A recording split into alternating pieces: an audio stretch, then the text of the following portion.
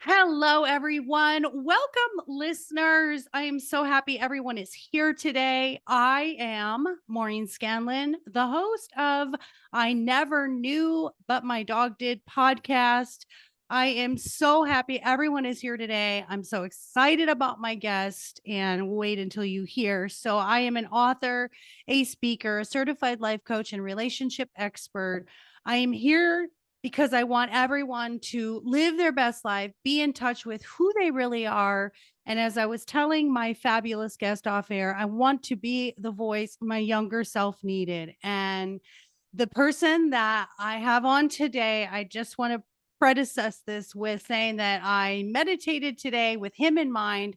I got this beautiful bright orange light, and all I saw was love. And in his email, it's love. His address is love. He signs it with love. So we're going to show him some love today. Today, we're talking to Troy Hadeed.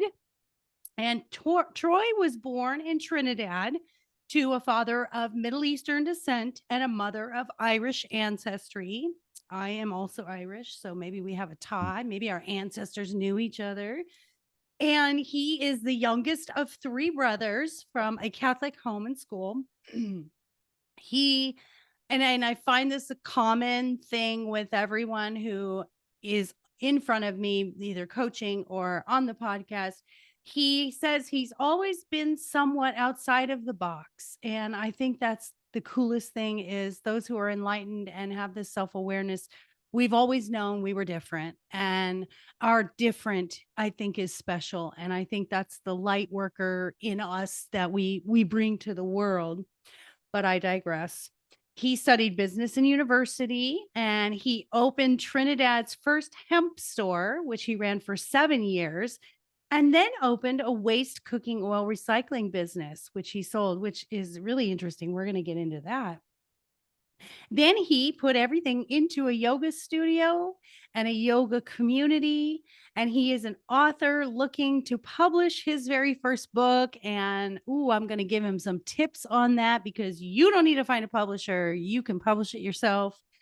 And I'm working on my third one, and I've done two already self-published, and it is great because you get a lot of control over what you want to Yeah. do. He hosts teacher trainings and retreats, and he does public speaking, and he creates positive change and influence to as many people as possible. Welcome, my love, Troy. How are you? I'm great, Maureen. Thank you for having me. What an introduction that was. But yeah, I'm so honored to be here and thanks for having me. It really does feel great and I'm glad to be here. Yes, yes. And Yeah. I always say there's no coincidences or accidents. You're in front of us for a reason. And I know, listeners, there's one of you out there that's like, oh, I've listened to all of Maureen's podcasts, but ooh, I need to hear Troy. So Troy's the one I need to hear, and build it and they will come. And here we are. So, Troy, Yeah. the idea of the podcast, as we were speaking, is that I want to be the voice my younger self needed. And in my darkest times, there was nobody there. And I want to know, where were you? We're going to start with your I never knew story. What was Yeah. the darkest time in your life that sort of you just were helpless and hopeless, and kind of now you're looking back thinking, oh, if I only knew then what I know now. So tell us, what was the Yeah. darkest time for you?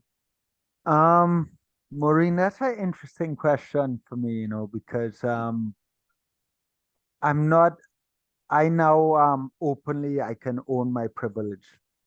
And I came from when we talk about privilege, we often refer to whether it be race or financial status or that kind of stuff. To me, the greatest privilege of all is knowing what it means to be loved. Mhm. And I don't think it's one that's often spoken about. That trumps everything to know what love is. And I look at my entire life, and I was born into a relatively comfortable, well-off family. And I can't say in my life I've ever wanted for anything. I mean, I didn't have everything in the world, but I've never felt like I didn't have what I needed. And, my father, my family always took care of me. But above and beyond all, I've always felt loved and supported by my family, by my friends, by my community. I've always felt valued. So for me, and I say this because for me, everyone has different experience when we talk about our dark times or times that I would say when life had brought us to our knees. So I've had quite a few of those, and they've been really interesting because there almost have been situations where I had to go and seek that discomfort. Wow. Because to me, growth and transformation comes out of the uncomfortable, right? Yeah. And if you get too comfortable in what is secure and safe, then I would never say there's no growth and transformation because every experience every day brings growth and transformation. But when you really know your point in your life where you're ready, you're looking to take it a step up. I've always had to go and look for that a lot of the time. Um, but to answer your question, when someone asked me to recall a time in my life where I was really brought to my knees, I have to recall a love story. And it's a really beautiful story in which I was reminded what it meant to have faith. And I feel that God literally put his hand in my life and said, why are you worried? That kind of thing. And to make a long story short, I know we only have about an hour, but one of my closest friends up to this day is a friend of mine called Jade, and we dated for about 3 years. And after those 3 years, we broke up, and I was heartbroken. Right, I was heartbroken, and it's one of those points in my life where I could say that I was really brought to my knees, and that was right after I started my recycling business, which I'm sure we'll talk about. But I was really heartbroken, and I remember walking out of my office at the time, and I was just like, I'm over it. And I went to this little beach, this little cove in Trinidad, a beautiful cove, forested cove.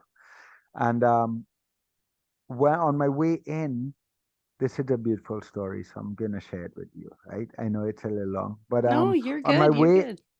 on my way in, I saw a familiar face with what looked like two foreigners, a little girl, she was 3 years old, looked about 3 years old, and an older woman. And so I just waved and I went by and I went into what was then a lifeguard booth. We had this lifeguard booth and it was just about 10 by 10, 10 feet by 10 feet. This little square kind of treehouse shack looking lifeguard booth. Remember this in Trinidad, right?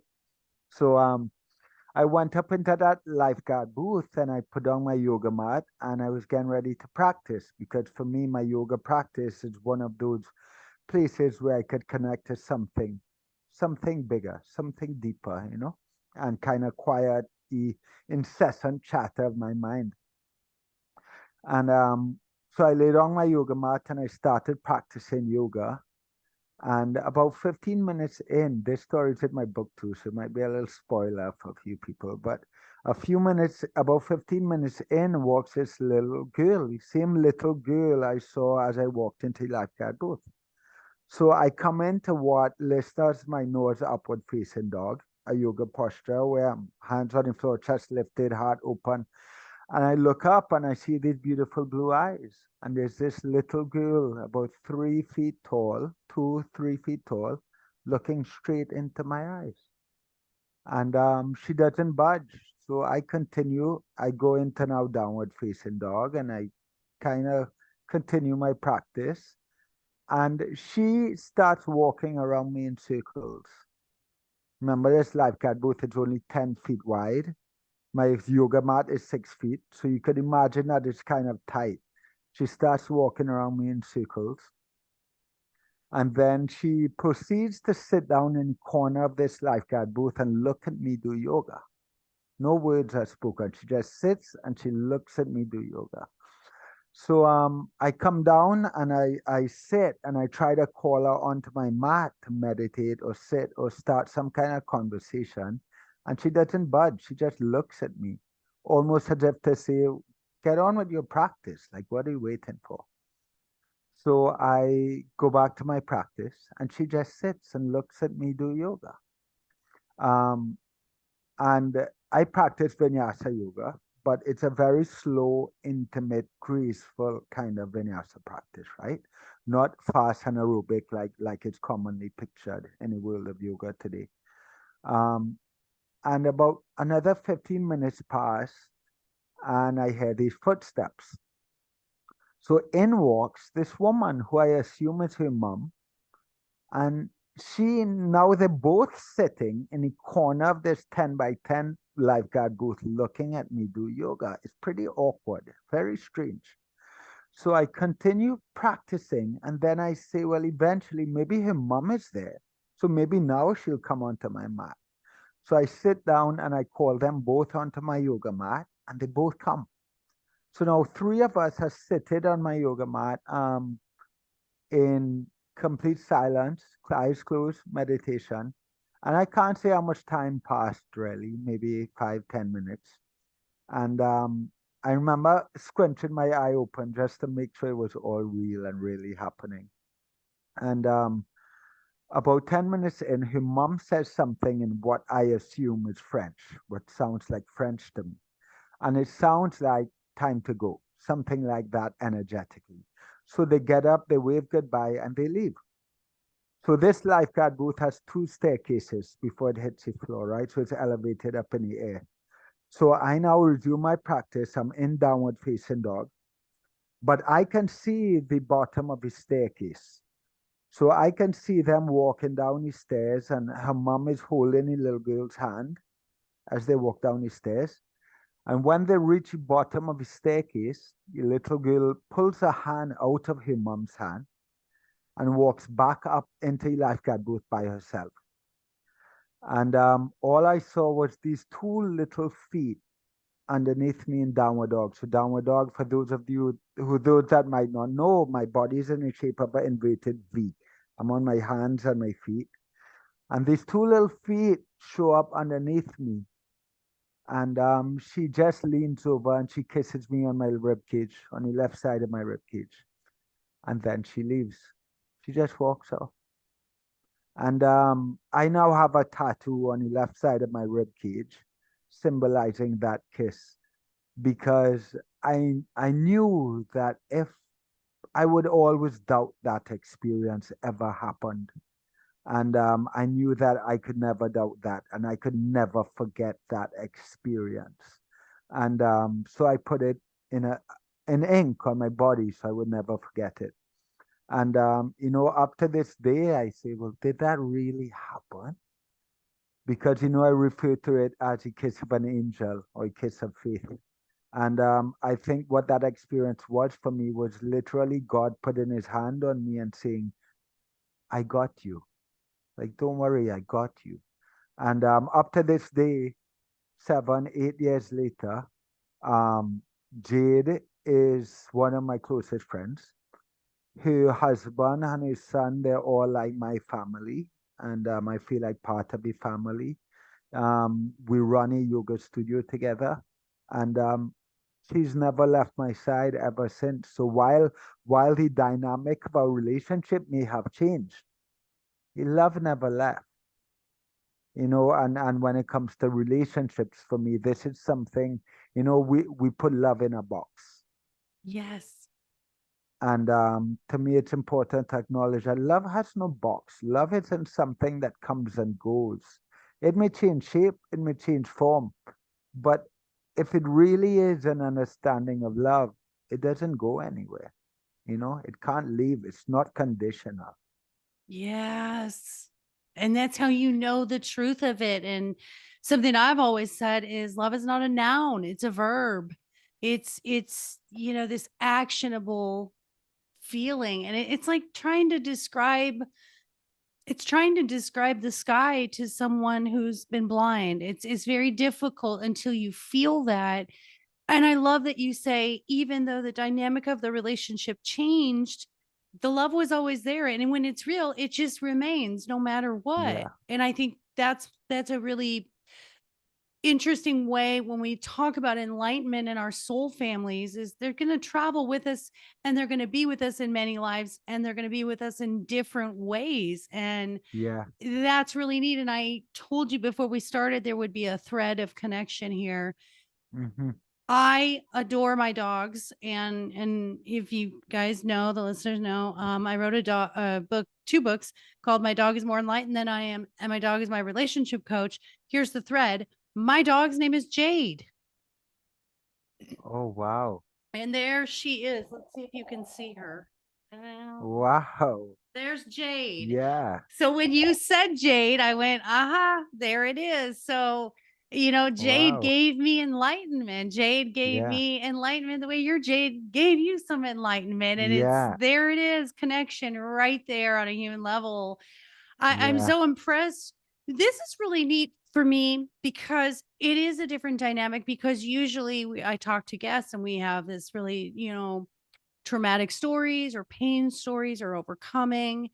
And I love your honesty. And I think this is valuable because, listeners, you don't have to have some big traumatic thing that happened in your life to feel the love of being in this life, right? It doesn't have to be this Yeah. big, oh, No. I had this terrible life and now I feel love. I love that you said I had a great upbringing. I was always supported by loved ones. And I'm going to call it need time. We're going to have those moments where we're brought to our knees, where Yeah. we're questioning something, because we cannot grow without the need time. I do believe that, Yeah. but Yeah. it doesn't have to be earth shattering and devastating. And so, thank you for bringing this, because Yeah. you changed my whole view of my perception, and I love that life is going to be about challenges, but they don't have to be earth shattering, horrible experiences if we look for the lessons in everything that we're going Yeah. through. That Maureen, I think that that's really important. You see what you just pointed out there about looking for the lessons, right? Um, Suffering by all means brings growth. But if in your suffering you get stuck in a victim role, there's no growth in that, Yeah. Yeah. right? And the same goes with if there's no suffering, there's always lessons of transformation.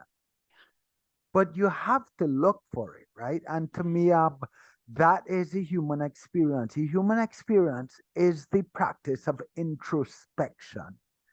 And if we live in a world where, when it comes to the spiritual path, or what people like to call self-improvement or self-help or self-growth, um, I feel that we always love to take ideologies and teachings and repeat them and regurgitate them.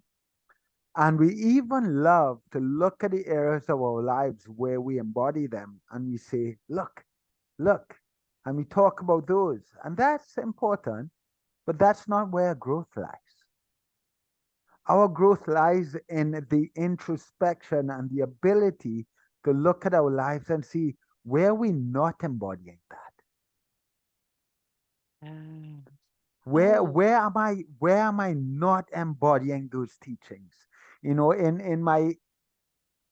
my book, Maureen, there's a lot of reflections and insights. And in the very first few pages, I invite readers to not discard these teachings and put them aside as not applying to their life, because they always apply. yes. But do we have the courage to look at how and where they apply to us? And that takes more than reposting on Instagram. That takes more than repeating a concept in a book or listening to a podcast and say, oh, I heard this guy on Maureen's podcast with his cool accent and he said X, Y, and Z. Well, how does that fit into our lives? Where are we not embodying that? And where can we do more of that? Right? Ah, all of it, all of it, all of it. You just, oh, I love these conversations. I really am. I think when we talk about you are always outside of the box, I was too. At 7 years old, I'm on the swing set My grandparents used to be caretakers of a church, and I remember swinging on the swing set by myself and like asking these deep questions. And I look back and I'm like, a 7-year-old should not have been asking those questions. But you just when there's just something deeper. So these conversations for me that get deeper, oh, I live Mhm. for it. What you just said is so great. This is something you can relate either spiritual or psychology, all these teachings, all the Yeah, philosophers, all the history, whether it's, your whatever you believe in, whatever your God is, whatever your religion is. yeah, But you are correct. And there was something yesterday um that I just happened to that everything's aligned. I should never be surprised, cooperative components of the universe. And Freud, the psychiatrist, hmm, psychologist, said the key to a life well lived is through introspection. Freud actually yeah, said that. And when you just said that, it got my juices flowing. And what I was thinking was life is a soup, right? Stay with me. yeah. You I got can you. you can believe, listeners, you can have been raised with religion, you can have been raised without religion, you can have had trauma, you can have not had any trauma in your life, you can listen and learn through psychology or philosophy. Your job is to take pieces of all of it. And the professor that's teaching this course that I'm taking for modern applied psychology said, these are all just ideas. You take it and do what you want with it. And I think for a professor to say that, he gets it. Yeah, And yeah, isn't that it? This is the soup of life. And you're right. No change can come until we decide we want the change. Because you can go status yeah, quo. You can be status quo your whole life. You can have this easygoing, mediocre, hey, everything, I have no problems, I have no concerns, and I'm just going to get up, do what I do. But I feel you're missing so much. Don't you think, Troy, that yeah, the beauty of love and life? yeah. Um, yeah. It's so interesting, Maureen, because and I love what your professor said is you just take whatever you can. These are all ideas, right? And our entire existence is an idea. And I was saying to someone recently that one of the biggest things, or I wouldn't say it's a lie, right? Because a lie dictates that it was intentionally told, right? And that the intention was bad. So I'm not going to call it a lie. I don't think it's a lie. But I think one of the biggest narratives that we're told, and I know for some listeners this might sound far out, but just entertain it for a moment. From the second we're born, we are told, I am told, this is my body and I am Troy. And from the second I'm told that, and that is reinforced every moment of every day of my entire life, that is reinforced. So what that does, it reinforces my separateness. Right. It Right. reinforces the concept that Maureen and Troy are different, that me and these pillows behind me are separate, that me and every other individual on the planet is actually separate. And it reinforces the idea that, and it's come up, and again, I'm presenting an idea. I'm not saying Mm-hmm. this is the way it is, I don't know. But it's come up in the whole realm of spiritual discussion, something called things like self-realization or self-actualization or self-awareness or self-help. Now, but in reality, that word, when we refer to that, a lot of the time we're still referring to an individual aspect of that journey. And to me, that is where disconnect is. That, and we need to dissolve that. So I would love to invite people to consider that that was just a narrative we're told. that we are in reality not actually separate from one another.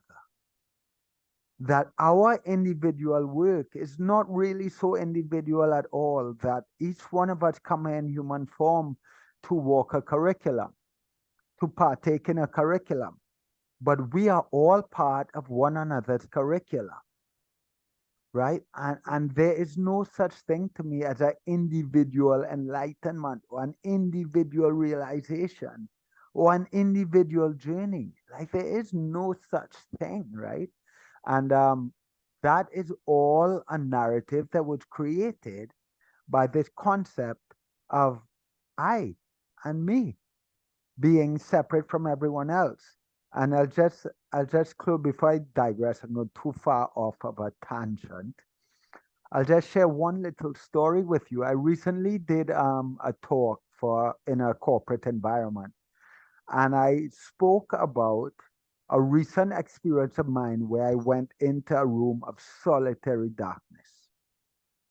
And I explained why I did that, right? Because everything we know ourselves to be is in relation to something externally. Yeah. So for me, if I removed all external stimulus, who am I? Who am I?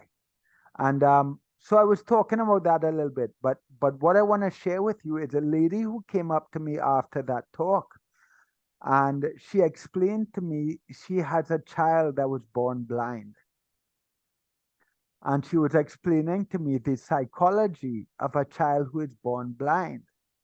And he's now 8 years old and still has issues using pronouns I and me, because he can't see himself as separate. He doesn't see that separation. So his reality is one in which he is part of everything happening, right? And I remember telling someone this story recently, and they said, well, hopefully when he gets older, he'll get it. I was like, no. I was No, like, hopefully we'll get it. I was going to say, I don't want him to He's get already got it. it, Yes. right? And Oh, that's I am on board with you with that, because what it makes me think is, as humans, we seek an identity. And our yes, identity, we think, has to be this singular thing. And when hmm, you're in spirit, and that's the 3D versus the 5D, when you're in spirit, you're a group, you're a collaboration of energy. Think of hmm, physics, energy transfers. I touch this desk, the energy goes from me to the desk. It's, yeah, if we look at life that way, and everyone we encounter, that's it. You're right. Let's be blind to having to have an identity, because you're right. yeah, From the day we were born, we were given a name, we were given a gender. And I think we're doing better, where we're saying, I want to yeah, identify with as whatever I want to identify. And people don't get yeah, that, and people don't like that, because hmm, that butts against their values and their beliefs and their programming from the get-go of, you are just you. We gave you this label and this title, and you're not allowed to say, I'm not this label in this title. How can you say you're a cat? How can you say you're a yeah, male when we said you're a female? I'm on board with you 1,000,000%. And to be yeah, blind to that, he can't, perception wise, picture the separation. To him, it's one big world out there. yeah. And for And him it's to have that, to get that, I'm so sorry to interrupt, but I no, get no, that. no. I I was love it. cutting you. Yeah, I love yeah, that concept. yeah. And you see, on a topic of identity, it's like we identify even with things like our opinions, right? So Yes. if our opinions differ from someone else, and you see it in its real everywhere, you see it on social media, all of a sudden, because we have different opinions, it feels like we're being personally attacked, and there's at war, and like we're on different teams, because our identity has become our opinions. But then, if you are your opinion and you change your opinion, do you cease to exist? Ah, Are you all of a sudden somebody different? And even this even comes up with ideas of courage. It's like, look at the words we use. I am a yoga teacher. I am an author. Does that mean I can't be something else? Oh, You yeah. know? And we use these labels to define us. And before I throw it back to you, I would just say this is I believe ego and identity has its place. To say that ego and identity is useless or bad even is to say the human experience is devoid of meaning Right. and useless, right? Right. We are born into this existence in which we have identity and egos. But if we're not in relationship to that, right? Right. If we are blind, I know you stuck for a little bit. If we are blind to that, and we're not in relationship to our identity and our sense of individual self, then it overcomes us. Yeah. And then what happens is that every decision we make, everything we do in the world, in some way is governed by this idea of self-preservation. And as Yes. long as this idea of self-preservation, you'll never really know what it truly is, what it truly means to love, you know? Yeah.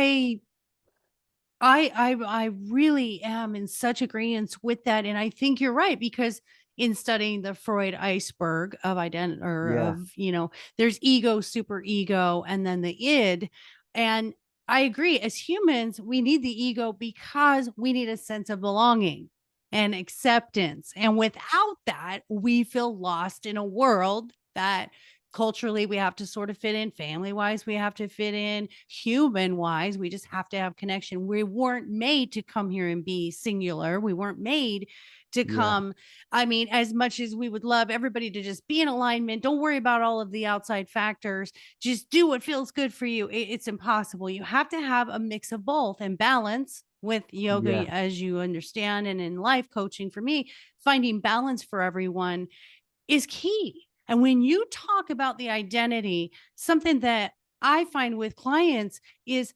they've had these beliefs for so long.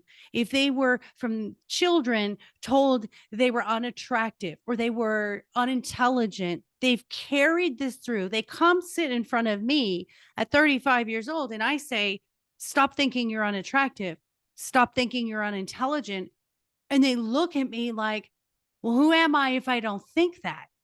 And my job yeah, is to replace it with a new belief to say, well, what do you think? And that's really the yeah, discovery is, are your beliefs your beliefs? Or are they just something that happened because you were in this culture, you were in this group, you were in this school, this job, this family? I think taking a deep look. I talked to a guest yesterday. We did a podcast, and she was in a cult, in an abusive cult, captive for 25 years. And what she said was, are your beliefs your beliefs? Because you don't question it if it's just your norm. yeah, yeah. Where have they come from? Where have they come from, right? And Yeah. if we don't question it, what ends up happening is we end up repeating and regurgitating the mistakes of past generations, Yeah. you know, and it's just so important. And I was also having a convo with someone last weekend, and he's a huge guy. He used to be our NFL borderline NFL player, and it's so funny to see us converse, right? um, because we're both so passionate about what we believe, but we hold space for one another. But I was explaining to him that while I respect, and even as a yoga teacher and a yoga practitioner for 15, 20 years, it's so important for me to share with people. I'm not saying ancient texts don't have value. I'm not saying ancient books don't have value. I'm not saying that historical stuff doesn't have value. But whether you want to call God divinity or spirit or whatever you want to call it speaks to us directly every single day. It doesn't come to us only through books and ancient texts, right? Sometimes what happened in the past is to show us what not to do, not Yes. what to do, right? So, and I asked them, I was like, do you think that God spoke to people hundreds and thousands of years ago more than they speak, His God or that intelligence speaks to us today? Because I don't. I just think we've become so numb to it. We've become so stubborn that we don't hear that communication, right? We're not dialed into it because there's so much other noise around us. And I think that if we quiet that noise just for a moment and begin to question all these narratives that we've been told, we might realize that that's not actually what I believe, you Yeah. know? And one example for me, I grew up in a Catholic home, Catholic school, third world little Caribbean island, which is very much even still influenced by colonization and all this kind of stuff, and in a lot of ways so very close-minded. And then I even grew up with huge influence and from Rastafarian and reggae culture, which is beautiful. And that helped me dissolve a lot of other narratives that I had and open mine up to all these other possibilities. But growing up until I left home and went away to university, I had certain conceptions of homosexuality Yeah. in which it just wasn't in alignment. Something was wrong with that. But but when I created space, I could acknowledge and realize that that's not really how I feel. That's just a narrative I've been told. Yes. And I remember a conversation in which a friend of mine said, "Well, do you believe you love a gender or do you love a person?" And that was it. That's all I really needed because I knew what love was. I just needed a different perspective for me to realize that that whole narrative that I have been told isn't actually what I believe, you know? Yeah, you are so correct. My Yeah. mother was Catholic and raised went to a Catholic school. My father was an atheist, surprisingly, how they ended up together. And there was a lot of the narrative in my home was judgment, like, oh, look at this person or look what she's doing. And so, like you, the insertion of judgment was always Yeah. there. And I'm going to say this, my change, my enlightenment, my self awareness, whatever it is, was exposure therapy. Because then I was able to say, I see souls now. I don't see people. I see Hmm. souls because what comes out of their mouth and how I feel in their presence, how their vibration is, or how Yeah. their spirit is, how kind they are. When I see compassion, it was so much better than looking at someone from the outside and saying, oh, well, they probably, though they're homeless, they're on the corner, they could have done better with their life. Nah, no, man.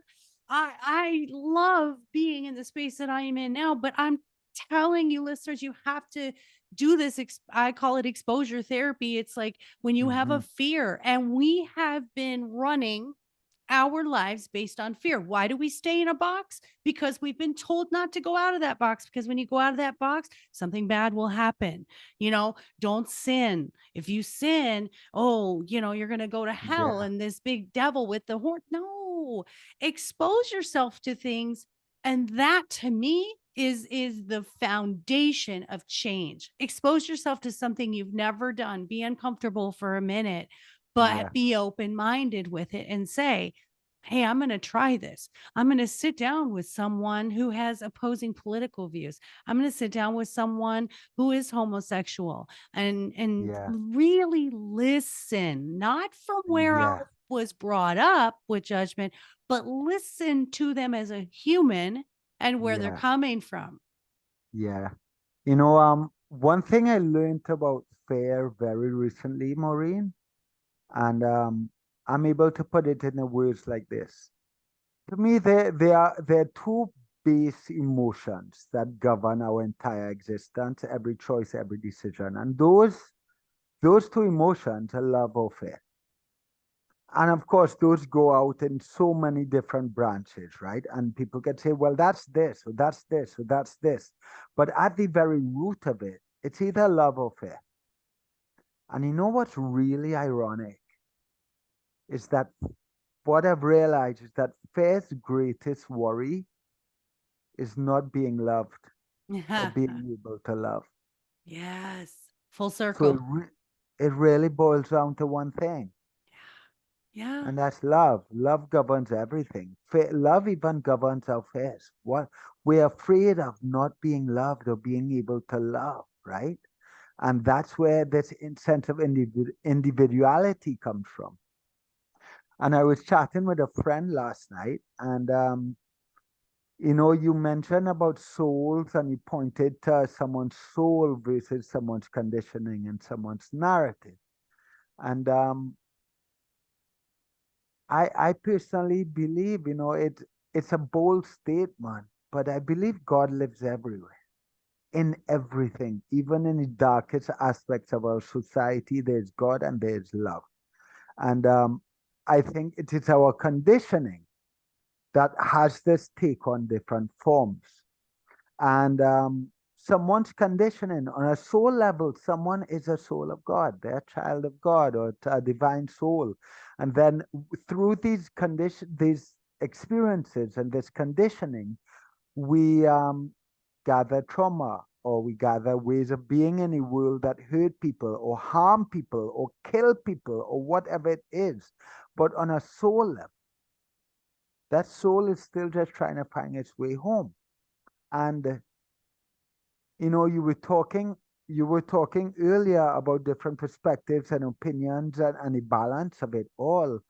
And the fact is that if there was not misalignment in our world, if there was not what we labeled evil in our world, if there was not hurt, if there was not pain, if there was not suffering, how would we learn compassion? How would we learn forgiveness? How would we even learn shame if we didn't make mistakes? How would we learn guilt if we didn't make mistakes? Like, all of this is part of our curriculum as souls in a human form. This is part of our curriculum. And I like to explain it in a way that not only do I have, like I pointed to earlier, not only do I have my own curriculum I have to navigate, but I am part of your curriculum, which means that in order, sometimes, for example, in order for you to learn forgiveness, maybe I have to make drastic mistakes that cause you suffering and cause me to be overcome with guilt and shame, so that I can help you learn forgiveness and I can learn to overcome my guilt and shame. Yes. So it's like, I think we can't even try to understand the intelligence of this human experience. But there's no doubt to me, Yeah. there's absolutely no doubt that there's so much happening. And even when we think, like right now, like maybe we might think the world is in absolute devastation. Um, I think sorry, let me rephrase that. I know that there's a divine intelligence and that things are all happening as we need them to happen in order to learn, grow, and transform. Yes. We have to have the contrast. Yeah. One of my other podcast guests had said, people are in your life to either teach you or test you. And I think that just really sums it up. There was a movie out years ago, and I'm terrible at movie references. My husband's the king of that. And it was Jim Carrey, and he was on a TV show, but he didn't know he was on a TV show. And so this world around him, wake up, hi neighbor, hi neighbor. And it was like this perfect world, right? Hmm. Until it wasn't, until he started realizing things were a little bit out of sync. And then he had this awareness, this aha moment. He was angry, that everyone was in on it but him. I kind of feel like some of us go through life like Jim Carrey in that, where Yeah. there's so much outside of that box. And I was thinking when you were saying there's two things, love and fear. Fear drives repression. Fear encourages repression because it's a protection, it's a Mm-hmm. comfort, and love encourages bravery. And I Yeah. think that's really the difference between the two of them. Love makes you do brave things. Love Yeah. makes you, I mean, we've all wanted to date someone. We had to be brave to ask them out the first time. We had to be vulnerable on that date. The first time we had intimate relations, we had to like expose ourselves, literally be naked. And love takes bravery. And the Yeah. reward of that bravery is love, is that feeling, that all encompassing feeling. Fear will only keep you where you're comfortable, but you're not going to experience the level of the things you came here to do and to fulfill those Yeah. desires. A lot of people will say, well, I really want to start a business, or I want a relationship, or, I just don't want to feel like this anymore. Well, then Yeah. choose not to, Yeah. and be brave. That's the Yeah. step. I want a lot of people Yeah. want it, but they don't want to get out of the repression of the fear because it's too scary. And until you're Yeah. ready, you're not going to be brave, but you're also going to live a life, I think, less than what you came here to live. Yeah. It and when you talk of fair, Maureen, like I'm hearing you talking, and it all comes back to identity, right? At the very root of it. And I love to hammer this home because it's a question we need to really look at. But I'm going to try and make it really simple. And I've said this again. If I am my physical body and my name is Troy, then what that means is when my body ceases to exist, so will I. And that is not a narrative I buy into, because I believe that we create a resonance and a vibration with our choices and our life that will live forever and ever and ever through the people in our relationships. The people we love that have passed on and left their bodies, we can still feel them. They're still very much alive. We still talk about the things they've taught us. They are still very much alive, right? So for me, I cannot and do not settle to the narrative or buy the narrative that I am my physical body and my name and form. But understand where I'm going with this. If someone does not question that, and they believe that they are their body and they are their name, and that when the body ceases to exist, so will they will also cease to exist, then it's only natural that you would do everything in your power to preserve your body and your emotions and your well-being. And that's where fear comes from. That's where fear comes from. And fear inhibits our ability to love one another.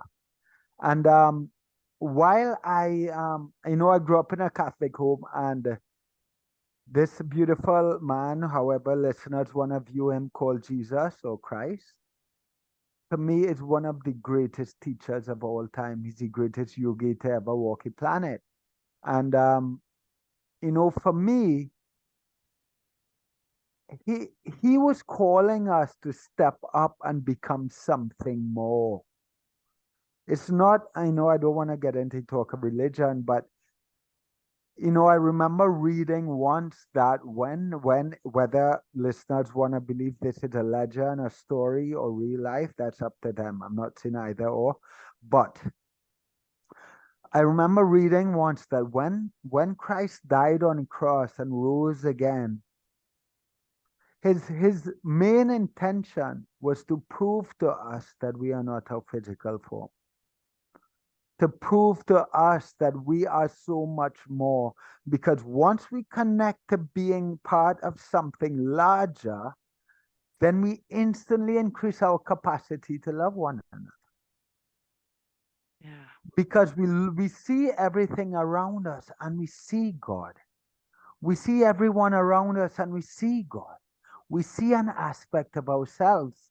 And, in the last chapter of my book, I talk about, well, what does it mean to embody love?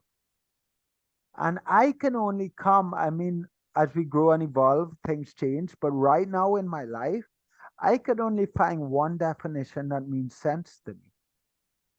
And that is to see God in all of creation, in every living being, and then to become a mirror.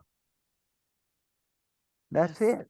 Like if every relationship, if every conversation was one we were having in the face of divinity, how would we act? What would we do? And it doesn't mean that we won't be fierce and courageous and say no and be resistant and rebellious. Love isn't always flowers and rainbows. Love is fierce. Love is courageous. Sometimes love is saying no, putting your foot down and walking away. Sometimes that's what love looks like. But it's about looking at our intentions and our reasoning to every decision, every action, and how we show up every day. And looking at, is this emotion, is this action, is this choice I'm embodying, is it driven by fear and self-preservation, or is it driven by love? You know? Yeah. And that's a great Yeah, thing, listeners, to ask yourself whenever you are in these moments of challenge and you're being tested by someone. It's actually unconditional love. Someone's testing you. They came and they are interacting with you, like you were saying, to help you grow. Everything we're doing is to help each other expand, or yeah, you're helping someone or they're helping you. And you're right. To me, look for the signs and you'll find it. You'll always find what you're seeking because you're focused on looking for it. yeah, And that's why everyone knows me as the crazy dog lady, because what they embody is unconditional love. They don't need words to communicate, to tell me how much they love me. They yeah, they are so they don't need an identity. They don't even have an identity. Think about that. Dogs don't yeah, have an identity. My chihuahua thinks it's as big as a Great Dane. She doesn't know she's the smallest breed of dog. Like there's yeah, no holding her back. So she has no fear to be fierce and go after a dog 3 times her size. yeah, And that is the embodiment for me of the unconditional love, and what really opened my mind when I needed to learn unconditional love of myself first. They showed me, look, we love you like this, and look how easy it is. We're just here when you need us. We're going to run around whenever we feel like it, and we're going to lay and take a nap. And they taught me everything. And I think that's so beautiful what you said. What an easier way to say is what I'm doing, especially when you're feeling it's the emotions that yeah, take over. When I'm angry, how do I do this better out of love? How do I do this where I can show and exhibit love instead of hate or disapproval or judgment to someone? How can I do this better? And it's yeah, really, I always tell people that I coach, if you remove the emotion, then you have your answer. But as long as you keep the emotion in there, you're going to do things that are going to give you a harder road, and you're going to have resistance, or you're going to have reactions from others. And hmm, so it's going to be difficult. So oh, as we wrap up, I could talk to you for hours, I swear. And I say this like having coffee. I literally am like, I wish I could have coffee in person with Troy.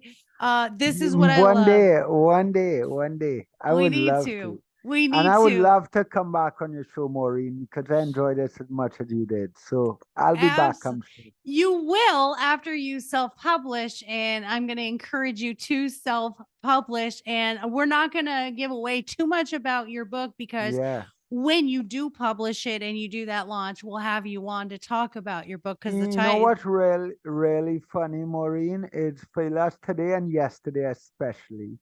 Um, I've been a little down as much as I can get down, as I get down, simply because I'm on a fence. I'm every day and back and forth, self-published, traditional publisher, waited out, self-published, traditional publisher. And I'm on a fence, and it's just that space of not knowing what to do. That has me really stuck. And yeah, so I look forward to learning from you all and seeing your thoughts on it. you know? Yeah. See, there's Yeah, always a reason. There's yeah. always a reason. So, as I wrap up, I always ask two questions. And Hmm. the question that I always ask that's really, I think, pretty poignant, and I've had some amazing answers, is you're marching downtown in your town with 100,000 people behind you.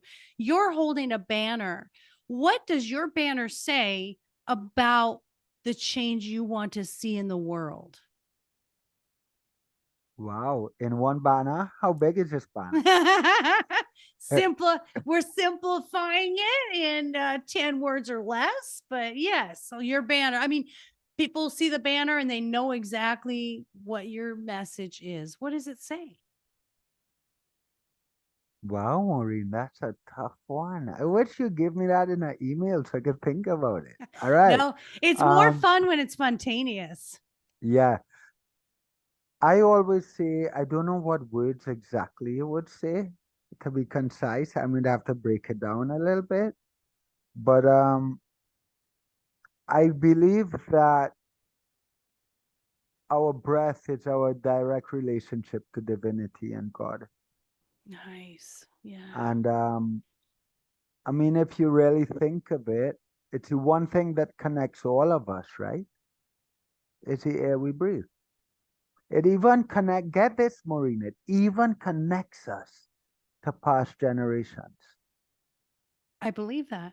I believe that. right? How does that do that? How does breath connect us to God? Tell Well, us. well, it would so we're going off from my banner now, right? Because this might be a little too much for a banner. But you know, when you look at the anatomy of breath, that could be another 20 minutes. I don't know, 10 minutes. I don't know if we have time for. Maybe we do. You could tell me. But the word spirit, as in Holy Spirit, actually comes from the Latin word spiritus, and it means to breathe. Wow. And Okay. when I learned how you know, I think in my questionnaire I put this down, but I learned to breathe at 27 years old. And I learned how breath actually worked and how the anatomy of breath worked. And for me, that flicked a switch in my head. And then when I started to apply that to my yoga practice, especially, my practice actually felt like a prayer, like I was praying. And the more time I spend with breath, and the more with my this new understanding and discovery at 27 that spirit actually meant to breathe. Well, to me, it was like, well, of course, God is breath. Like, look at the molecules of air, look at everything. It's, you know, in Trinidad, we have a saying where blood is thicker than water, meaning that you always put your family first. Well, breath is way thicker than blood. And our breath connects us. Like right now, Maureen, me and you are on different continents. I'm not even on a continent, I'm on an island. But the molecules that are inside of me at some point in your life are going to be inside of you because the air, it's almost like, you know, like earlier you described a plasma, a soup. Well, think of the air we breathe as some kind of plasma that holds all of us together Mm, because it's one thing we share. That's why pandemic was so scary for people, yeah. right? Because we shared breath, and breath was what was carrying this thing. So imagine what else is breath carry? Wow. That's Because because yeah. if you believe, you know, we love in New Age, what I call New Age spirituality now. We love to talk about energetics and energy and vibration. Well, you pass your energy and your vibration onto molecules of air inside of you, and then you pass that air onto someone else when they leave your body. So in every way, it connects us. You know, and I'm not someone that really speaks, I try not to speak in terms of mumbo jumbo and esoteric stuff. I like to be really tangible. Like, what does this mean? Well, to me, it means that we are a lot more connected than we've ever been told. that narrative we've been told of it being individuals and being separate and being these pronouns of I and me, we're so much more connected than we could ever possibly imagine. Gosh, And I really that's a good ending right there. yeah, That say that for me one more time. I want listeners to hear that exact thing again. Say that again. well, we are so much more connected than we could ever, ever, ever possibly dream. We are There is there's an intelligence and a divinity that dreams way bigger than we do. And our imagination is limited. that's your banner, you know. Just so you Okay, I know. didn't know how big the banner was. We But you are see, I was, so much more connected than we could ever know. yeah, or ever Yeah. even dream. Our dreams are so limited, right? Even our dreams are narratives. Yeah. You know what I mean? They And really it's are. like, They're pulling from experience, pulling from even past yeah, lives. And so yeah, yeah. All right, we're going to yeah, end it on a high note. super. Here's my fun question. What is your shameless self-indulgence? And it could be anything. I love M&Ms, just saying. So anything. What is Oh, your thing that you love for you that oh, maybe nobody else does? oh, well, a lot of people do, but that's okay. We're a lot more connected than we thought, right? Coffee and sugar. Yes. I love chocolate. I try to There you stick go. to dark chocolate, but I have about three double espressos every day, and Oh, I yes. really love coffee. Oh my good. There's our other thread Yeah, right there. yeah, I yeah. live on coffee and M&Ms for a good part of the day. But you know what's funny? I would never have my coffee with milk or sugar. I like it straight up. In yoga, we say that coffee is prana. Some older teachers always said that no coffee, no prana. Woo! You like high Yeah, octane is what we would say here in the States. yeah, yeah, Well, thank you yeah, for all of this really, really great conversation. I know that I got so much. I just feel like I'm so much more knowledgeable from you. It was inspiring. And yeah, you're going to be on again. And we're going to talk about you getting your book yeah. published. Excuse me. And I just want to thank you. Thank you for such an enlightening conversation. Thank you for a different perspective. Thank you for allowing my listeners to open their minds. And thank you for the love and the light that you're spreading in the world. We are more connected than we could ever know. So That's right. thank you, my friend. I thank you, Maureen, for having me and for all the work that you do for your listeners as well. Thank you, Love you. guys. Thank you. Guys, if you want to find Troy, he is at troyhadeed.com/who dash am dash I. Is that correct? TroyHadeed.com works. Yeah, TroyHadeed.com, and they'll find Okay. whatever they need to find. They Okay. could find me on Instagram. Perfect. And we have our own yoga platform called BeyondYogaTV.com. And plug my name Beyond in, you'll find me. yoga. Yes. Yes. I've already encouraging my clients to take time to do yoga during the day. So I'll be sending Yeah. them your way. Yeah, Um, maybe we could hook them up with a coupon or something and give them a free 60 days free or something. I'll do it, guys. I'll do it Yeah. when I Next time. post. Yeah, when I post your episode, maybe we'll put a little you'll have a little code for us that I can offer Yeah. that. All Perfect. right. Done.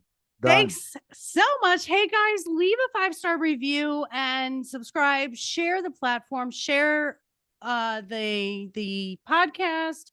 And if anyone is looking for life coaching, I am at lifecoachmaureen.com.